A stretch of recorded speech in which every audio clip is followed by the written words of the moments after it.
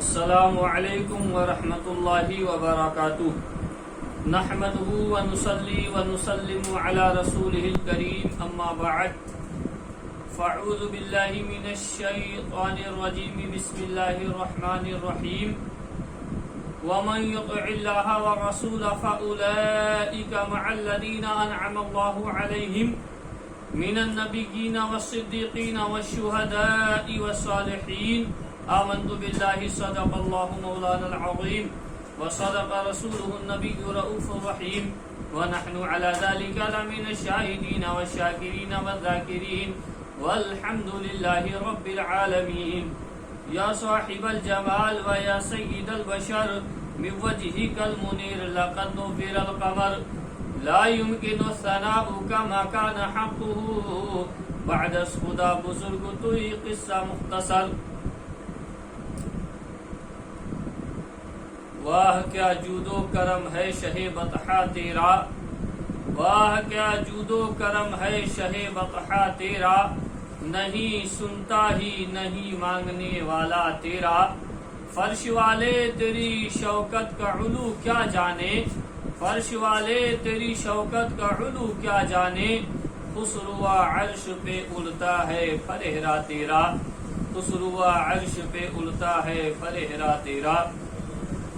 میں تو مالک ہی کہوں گا کہ ہو مالک کے حبیب، میں تو مالک ہی کہوں گا کہ ہو مالک کے حبیب. یعنی محبوب و محب میں نہیں میرا تیرا، یعنی محبوب و محب میں نہیں میرا تیرا. اور اسلام تیری نبض نہ ڈوبے گی حشر تک، اسلام تیری نبض نہ ڈوبے گی حشر تک. تجھ میں رواں ہے خون شہ چار یار کا، تجھ میں رواں ہے خون شہ چار یار کا. میرے دوستو، پیارے ساتھیوں، آئیے ایک مرتبہ عقیدت و محبت کے ساتھ ہم سب کے آقا و مولا اللہ کے حبیب کائنات کے طبیب جناب محمد رسول اللہ علیہ الصلوۃ والسلام کی بارگاہ میں ہدیۃً درود شریف کا نذرانہ پیش کرے. پڑھیں اللہم صلی علی سیدنا و مولانا محمد وبارک وسلم صلاۃ و سلام علیک یا رسول اللہ ارنا جمالک یا حبیبی یا سیدی یا رسول اللہ.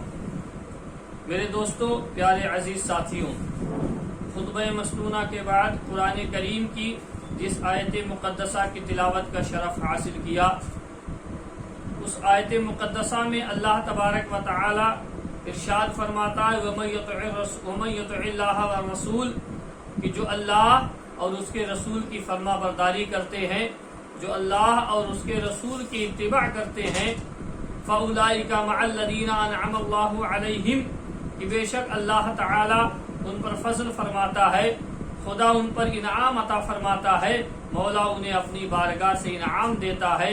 میرے دوستو، وہ انعام والے کون لوگ ہیں جن پر اللہ نے انعام عطا فرمایا؟ قرآن آگے ارشاد فرماتا ہے من النبیین والصدیقین والشہداء والصالحین. اس میں نبیین کی جماعت ہے جن پر رب نے انعام فرمایا، ان میں سچوں کی جماعت ہے جن پر خدا نے فضل فرمایا، ان میں شہداء اور صالحین کی جماعت ہے جن پر اللہ نے فضل اور انعام عطا فرمایا.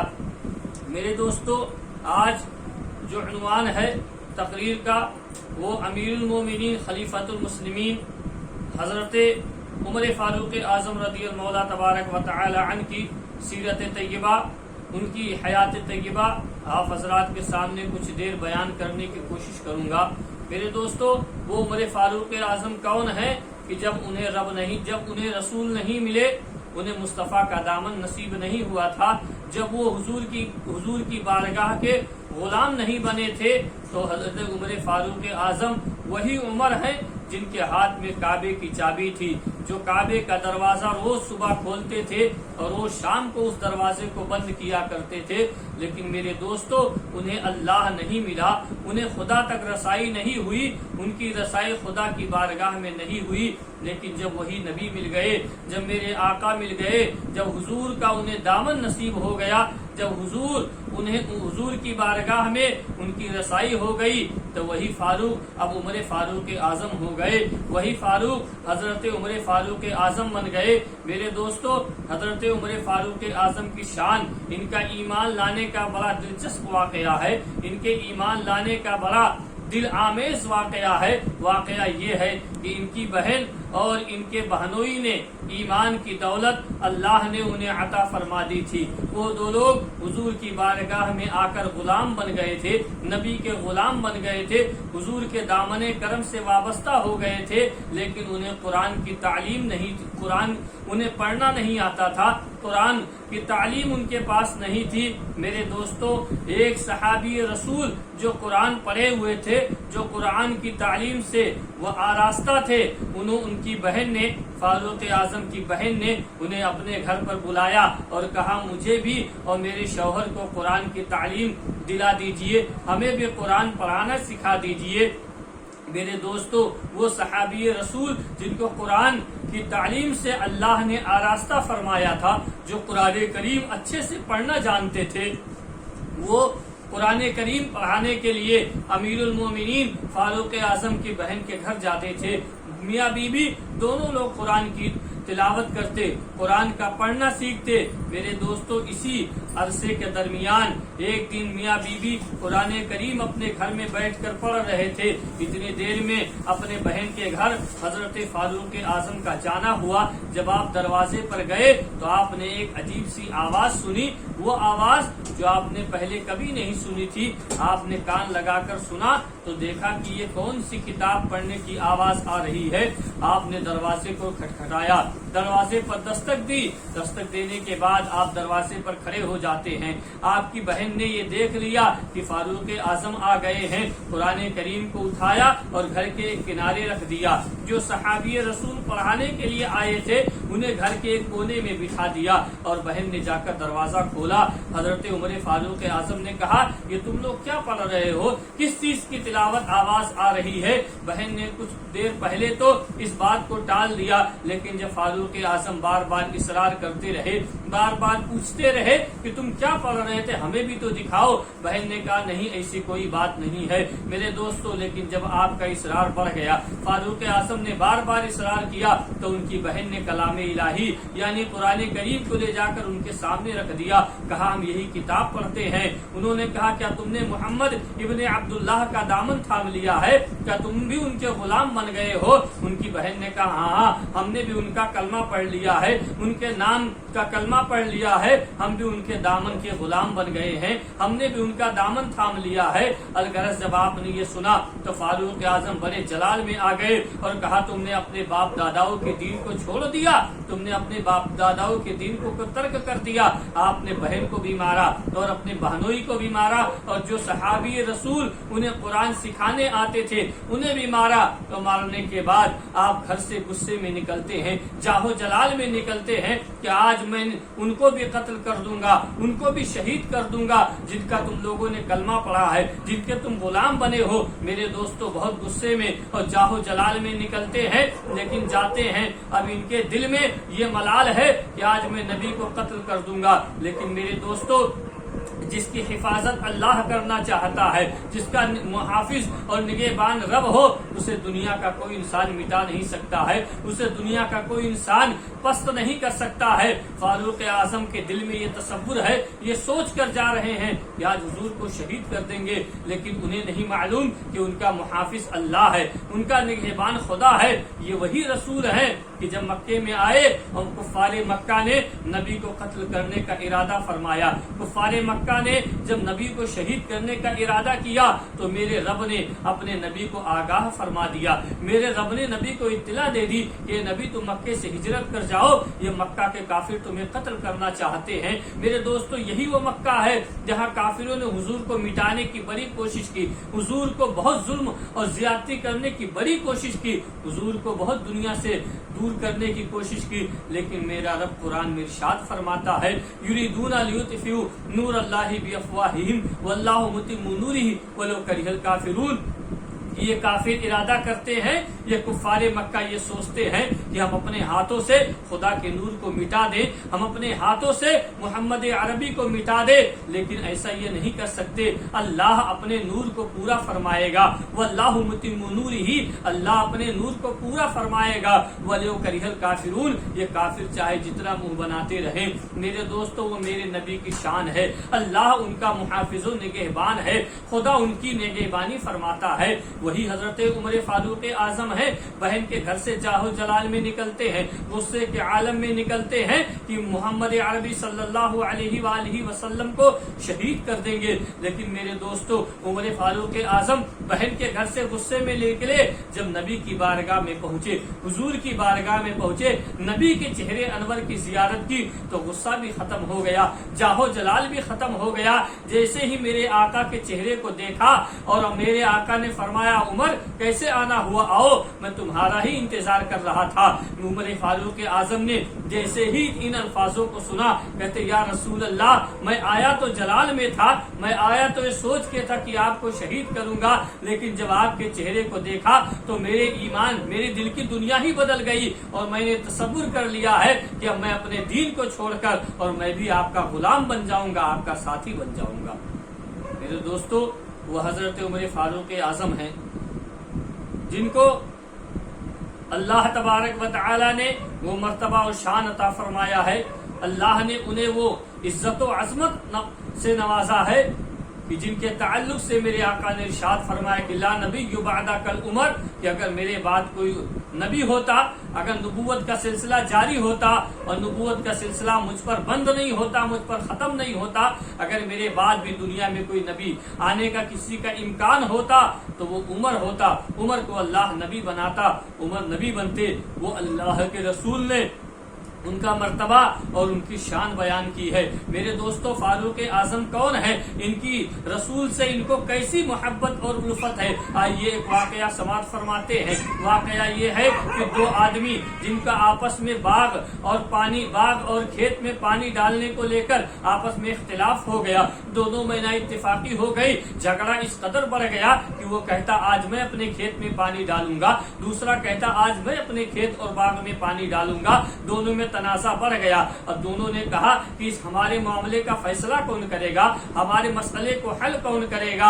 اس میں ایک یہودی تھا، ایک نام نہاد مسلمان جو منافق تھا، جس کے دل میں کچھ اور زبان پر کچھ اور تھا، لیکن چہرے پر داڑھی ہے اور جسم پر اسلامی لباس ہے۔ یہودی نے کہا کس کے پاس چلو گے اس مسئلے کا حل نکالنے کے لیے؟ اس نے کہا چلو نبی کی بارگاہ میں چلتے ہیں، مدینہ منورہ میں حضور مسجد نبوی شریف میں ہے، ان کی بارگاہ میں چلیں گے، وہ جو فیصلہ کر دیں گے ہم دونوں اسے تسلیم کر لیں گے۔ میرے دوستو یہودی نے کہا چلو میں ان کا کلمہ پڑھنے والا تو نہیں ہوں، میں ان کا غلام تو نہیں ہوں، لیکن مجھے اس بات کا یقین ہے کہ نبی جو فیصلہ کریں گے وہ سچ کریں گے، کیونکہ آج تک انہوں نے کبھی غلط فیصلہ نہیں کیا ہے۔ الغرض میرے دوستو یہ دونوں نکلتے ہیں اور حضور کی بارگاہ میں چلے جاتے ہیں، مسجد نبوی میں بیٹھ جاتے ہیں۔ میرے آقا جب تبلیغ اسلام سے فارغ ہو گئے تو حضور نے ارشاد فرمایا اگر کسی کو کوئی بات پوچھنی ہے تو پوچھ لے۔ یہ دونوں بھی آگے جاتے ہیں، انہوں نے عرض کیا یا رسول اللہ میرا بھی ایک معاملہ ہے۔ حضور نے فرمایا کیا معاملہ ہے؟ دونوں نے اپنے اپنے مسائل بیان کیے، حضور نے ان کے مسائل کو سنا اور سننے کے بعد ارشاد فرمایا کہ آج جو پانی لگانے کا آج دن ہے، پانی لگانے کی جو آج باری ہے، اپنے کھیت اور باغ میں پانی دینے کی جو باری ہے وہ آج یہودی کی ہے، آج یہودی اپنے باغ اور کھیت میں پانی دے گا، کل تم دے دینا۔ یہ معاملہ سن کر دونوں مسجد نبوی شریف سے نکلے۔ جو مسلمان تھا جس کے چہرے پر داڑھی ہے، اسلامی لباس ہے، جب مسجد نبوی سے باہر نکلے تو اس نے کہا میں ان کے فیصلے کو نہیں مانتا ہوں، ایسا کرو کہیں اور چل کے فیصلہ کرا لیتے ہیں۔ یہودی نے کہا اب کہاں چلو گے؟ ان سے بڑھ کر تو کوئی صادق الامین ہے ہی نہیں، ان سے بڑھ کر تو کوئی فیصلہ کرنے والا ہے ہی نہیں۔ اس نے کہا نہیں ایسا کرو فاروق اعظم کی بارگاہ میں چلو، وہ جو فیصلہ کریں گے ہم دونوں مان لیں گے۔ میرے دوستو یہودی نے کہا ٹھیک ہے ان کے پاس بھی چلو، جب ان کے نبی نے فیصلہ کر دیا تو غلام بھی وہی کرے گا۔ الغرض دونوں فاروق اعظم کے دروازے پر پہنچے، دستک دیا اور اس کے بعد حضرت فاروق اعظم باہر نکلے۔ فرمایا کیا ہے؟ کہتے ہمارا ایک معاملہ ہے، اس کا فیصلہ فرما دیجئے۔ آپ نے فرمایا کیا تم دونوں نبی کی بارگاہ میں نہیں گئے تھے فیصلہ فرمانے کے لیے؟ اللہ نے نبی کو اختیار عطا فرمایا ہے۔ اس میں سے یہودی نے کہا کہ نہیں، آپ کے یہاں آنے سے پہلے ہم نبی کی بارگاہ میں گئے تھے، حضور کی بارگاہ میں گئے تھے، ہم دونوں نے اپنا معاملہ بھی پیش کیا اور میرے نبی نے میرے حکم میں فیصلہ فرما دیا، لیکن اس نے ماننے سے انکار کر دیا اور کہا فاروق اعظم کی بارگاہ میں چلو، وہ جو فیصلہ کریں گے ہم اسے مان لیں گے۔ جب حضرت فاروق اعظم نے اتنا سنا میرے دوستوں تو آپ کو جلال آ گیا اور غصہ آ گیا۔ آپ نے فرمایا رکو میں ابھی فیصلہ کر دیتا ہوں۔ میرے دوستوں گھر کے اندر گئے اور جانے کے بعد گھر کے اندر سے تلوار لے کر آتے ہیں اور لانے کے بعد آپ نے اس مسلمان جس کے چہرے پر داڑھی ہے، اسلامی لباس ہے، اس کے سر کو جسم سے الگ کر دیا، یعنی اس کا قتل کر دیا۔ جب پورے مدینہ میں یہ شور ہو گیا کہ فاروق اعظم نے ایک مسلمان کا قتل کر دیا ہے، فاروق اعظم نے ایک مسلمان کی جان لے لی ہے، فاروق اعظم نے ایک مسلمان کو مار ڈالا ہے، پورے مدینے میں ہنگامہ ہو گیا، پورے مدینے میں ولولہ اٹھ گیا، چاروں طرف فاروق اعظم کے خلاف لوگ ہو گئے۔ حضور کی بارگاہ میں بھی چند لوگ پہنچے، عرض کہ یا رسول اللہ کیا فاروق اعظم نے ایک مسلمان کو قتل کر دیا ہے؟ کیا فاروق اعظم نے ایک مسلمان کا خون بہا دیا ہے؟ حضور نے فرمایا میں اس سلسلے میں ابھی کچھ نہیں کہوں گا، خاموش رہوں گا۔ اگر فاروق میرا غلام ہے اللہ اس کی مدد فرمائے گا، رب اس کی مدد فرمائے، رب اس کی مدد کرے گا۔ میرے دوستو حضور نے اتنا کہہ کر تمام لوگوں کو خاموش کر دیا، اتنا کہہ کر تمام لوگوں کو چپ کرا دیا۔ اس کے بعد حضور کی بارگاہ میں مدینہ سے جوق در جوق لوگ آئے اور کہنے لگے یا رسول اللہ آپ ہی نے یہ ہمیں قانون بتایا ہے، یا رسول اللہ آپ ہی نے ہمیں یہ نظام بتایا ہے کہ اگر مسلمان کا خون بہایا جائے، مسلمان کو قتل کیا جائے تو اسلام میں قتل کا بدلہ قتل ہے، اسلام میں خون کا بدلہ خون ہے۔ اگر عمر فاروق اعظم نے مسلمان کے خون کو بہایا ہے تو ان کا بھی قتل کیا جائے گا، ان سے بھی بدلہ لیا جائے گا، ان سے بھی قصاص کیا جائے گا۔ میرے حضور نے جب یہ سنا تو حضور کو بڑا صدمہ اور رنج پہنچا۔ میرے آقا نے فرمایا کہ یہ ہو نہیں سکتا ہے کہ فاروق اعظم عمر فاروق میرا کسی مسلمان کو قتل کر دے۔ حضرت عمر فاروق اعظم کو بلایا گیا، عدالت نبوی میں ان کو پیش کیا گیا اور حضور نے فرمایا اے عمر فاروق اعظم کیا تم نے ایک مسلمان کو قتل کیا ہے؟ کیا تم نے ایک مسلمان کی جان لی ہے؟ وہ کہتے یا رسول اللہ علیہ الصلوۃ والسلام خدا کی قسم میں نے کسی مسلمان کو قتل نہیں کیا ہے، کسی ایمان اور اسلام والے کو نہیں مارا ہے، میں نے کسی غلام مصطفیٰ کی جان نہیں لی ہے، میں نے کوئی آپ کے نام پر کلمہ پڑھنے والے کی جان نہیں لی ہے۔ پورے مدینے سے لوگ کہنے لگے اے فاروق اعظم تم کیسی بات کرتے ہو؟ ارے اس کے چہرے پر تو داڑھی تھی، اس کے جسم پر اسلامی لباس تھا، وہ اس کا نام مسلمان تھا، تم نے اس کا قتل کر دیا ہے۔ فاروق اعظم نے کہا نہیں خدا کے قسم اے مدینہ والوں یہ تمہارا یقین ہے کہ جس کے چہرے پر داڑھی ہو، جس کے جسم پر اسلامی لباس ہو وہ مسلمان ہو سکتا ہے، لیکن فاروق کی نظر میں، فاروق کی عدالت میں وہ مسلمان نہیں ہے جو نبی کا فیصلہ نہیں مانے، وہ مسلمان نہیں ہے جو آقا کو اپنا فیصل نہ مانے، وہ مسلمان نہیں ہے جو حضور کو اپنا محکم نہ مانے، وہ مسلمان نہیں ہے جو نبی کو اپنا حاکم نہ بنائے۔ عمر فاروق اعظم یہ بات کر رہے ہیں، میرے آقا بھی مسجد نبوی میں تشریف فرما ہے، لیکن مدینے والوں نے کہا ہم تمہاری بات کا یقین کیسے کر لیں، ہم تمہاری بات کیسے مان لیں؟ فاروق اعظم یہ بات بول کر بیٹھ جاتے ہیں۔ میرے آقا کی بارگاہ میں لوگ مطالبہ کرتے ہیں یا رسول اللہ خون کا بدلہ خون ہے، اب فاروق اعظم کو بھی قصاص کیا جائے۔ یہ کہتے ہیں میرے آقا کے دل میں رنج اور صدمہ پہنچتا ہے۔ جب حضور کے دل میں صدمہ پہنچا تو رب کو یہ برداشت نہیں ہوا، اللہ کے نبی کے دل میں رنج خدا کو برداشت نہیں ہے، اللہ نے جبریل امین کو آیت لے کر بھیج دی۔ میرے دوستو آیت الہی رب نے نازل فرما دی، خدا نے جبریل کو پیغام الہی لے کر بھیجا اور قرآن کی یہ آیت نازل فرما دی اور اللہ اللہ قرآن میں اس آیت میں ارشاد فرماتا ہے کہ فلا وربک لا یؤمنون حتی یحکموک فیما شجر بینہم، اور جبریل امین آتے ہیں، رب کی رسول کی بارگاہ میں سلام پیش کرتے ہیں۔ میرے آقا نے جواب دیا، کہا جبریل کیا پیغام لائے ہو؟ کہا یا رسول اللہ، فاروق اعظم کی عدالت میں، فاروق اعظم کی صفائی کے لیے خدا نے قرآن کی یہ آیت اتاری ہے، قرآن کی یہ آیت بھیجی ہے۔ میرے نبی مسکرائے، آقا تم نے تبسم فرمایا اور کہا یا رسول اللہ، جبریل نے کہ آپ یہ آیت پورے مدینہ والوں کو پڑھ کے سنا دیجئے۔ میرے آقا نے مسجد نبوی کے منبر سے اعلان فرمایا کہ لوگوں تم کیا جانتے ہو، کیا فاروق اعظم نے ایک بے گناہ مسلمان کا قتل کر دیا ہے، بے گناہ مسلمان کا خون بہا دیا ہے؟ نہیں نہیں، ایسا نہیں ہے۔ یہ تو پیغام الہی مستق آ گیا ہے، رب کا پیغام آ گیا ہے، نبی نے پڑھ کر سنایا اور حضور نے اس کا مفہوم یہ ہے کہ اے لوگوں تم میں وہ مومن ہو نہیں سکتا ہے۔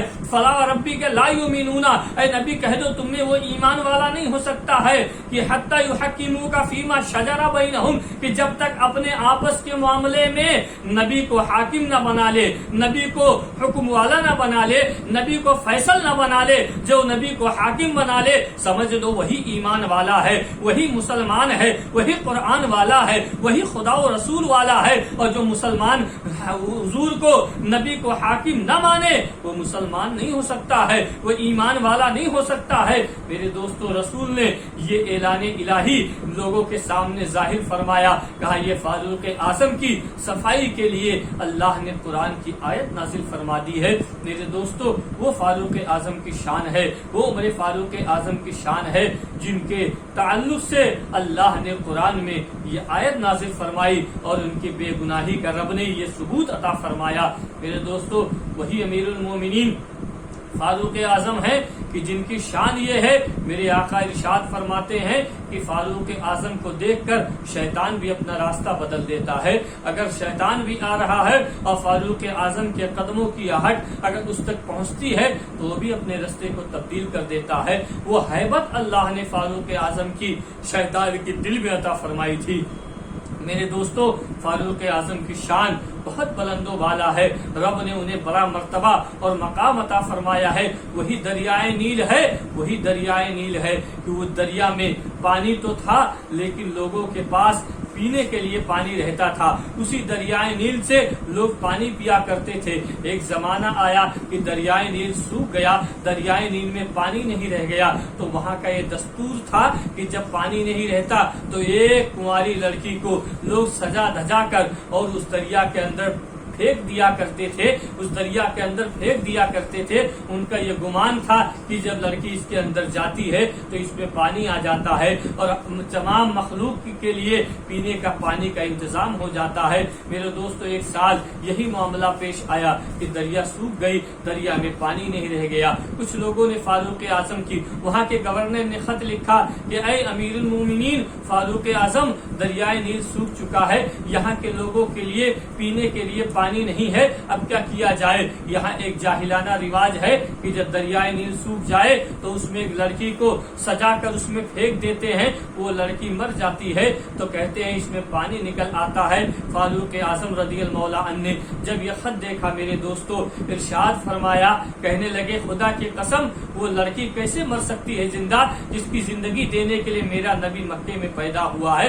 حضور اسی لیے تو آئے کہ جو بھٹکے ہوئے تھے انہیں راستہ دکھا دے، نبی اسی لیے تو تشریف لائے کہ جو گمراہ تھے انہیں ہدایت کی طرف لے آئے۔ میرے آقا اسی لیے تو دنیا میں تشریف لائے کہ جو جاہلانہ رسم و رواج کرتے تھے حضور ان کو مٹا کر اور لوگوں کو دین کے راستے پر چلائے۔ انہی کا غلام میں فاروق اعظم ہوں۔ یہ کیسے ہو سکتا ہے کہ کسی لڑکی کو زندہ ایک دریا میں ڈال دیا جائے اور تصور یہ کیا جائے کہ اس کے مرنے کی وجہ سے اللہ اس دریا میں پانی عطا فرما دے گا؟ نہیں نہیں، ہمیں ان جاہلانہ رسوم کو مٹانا ہے، ان جاہلانہ رواجوں کو مٹانا ہے۔ حضرت عمر فاروق اعظم نے ایک خط لکھا اور خط لکھنے کے بعد وہاں کے گورنر کو دیا اور کہا یہ خط لے جا کر دریا کے اندر ڈال دینا۔ اس گورنر نے لے جا کر خط دریا کے اندر ڈال دیا۔ میرے دوستو، فاروق اعظم کا وہ خط جو آپ نے مدینہ منورہ سے لکھ کر دیا تھا وہ دریا میں پڑا تو اللہ کی قدرت کو جوش آ گیا، رب کی قدرت کی مہربانی ہو گئی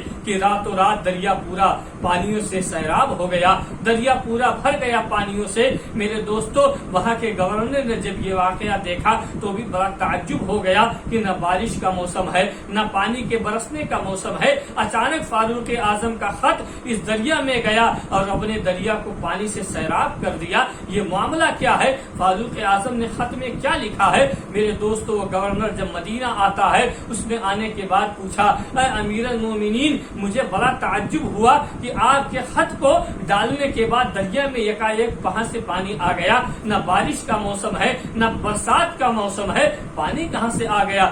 آپ نے فرمایا یہ راز نہ جانو تو ٹھیک ہے۔ گورنر نے کہا نہیں حضور، یہ بتا دیجئے کہ پانی کہاں سے آیا؟ آپ نے خط میں ایسا کیا لکھا جو اللہ نے دریا میں پانی عطا فرما دیا؟ فاروق اعظم کہتے میں نے کچھ نہیں لکھا، میں نے بس اتنا لکھا تھا کہ دریا میں عمر ابن خطاب مدینہ منورہ سے مسلمانوں کا امیر، میں تجھے یہ حکم دیتا ہوں کہ اگر اللہ کی طرف سے ان لوگوں کا امتحان ہے تو مت بھرنا، اور اگر پریشانی ہے، اگر تو اپنی مرضی سے پانی نہیں لایا تو عمر تجھے اس بات کے حکم دیتا ہے کہ تو اپنے اندر پانی کو باہر نکال دے اور جتنے دریائے نیل کے آس پاس بسنے والے ہیں ان تمام لوگوں کو اپنے پانی سے ان کی پیاس بجھا دے۔ میرے دوستو، کہتے ہیں یہ میرا خط وہ گورنر جو تھے ان کا بیان ہے کہ عمر فاروق اعظم کا اتنا لکھنا اور دریائے نیل میں اللہ نے پانی عطا فرما دیا۔ میرے دوستو، وہ فاروق اعظم امیر المومنین عمر ابن خطاب رضی اللہ تبارک و تعالی عنہ کی شان ہے کہ جن کو اللہ نے بے شمار بے پناہ اللہ نے کرامتیں اور اللہ نے ان پہ رحمتیں نازل فرمائی ہے۔ لہٰذا ہم لوگ بھی ایسے لوگوں کا ذکر سن کر، ایسے لوگوں کا ذکر کر کے اپنے قلوب اور اپنے دلوں کو اللہ کے نور سے مجلہ فرمائیں، کیونکہ یہ اللہ والے ہیں، یہ رب والے ہیں، یہ خدا والے ہیں۔ اللہ کی مہربانیاں، رب کی رحمتیں ان پر اترتی ہیں، نازل ہوتی ہیں۔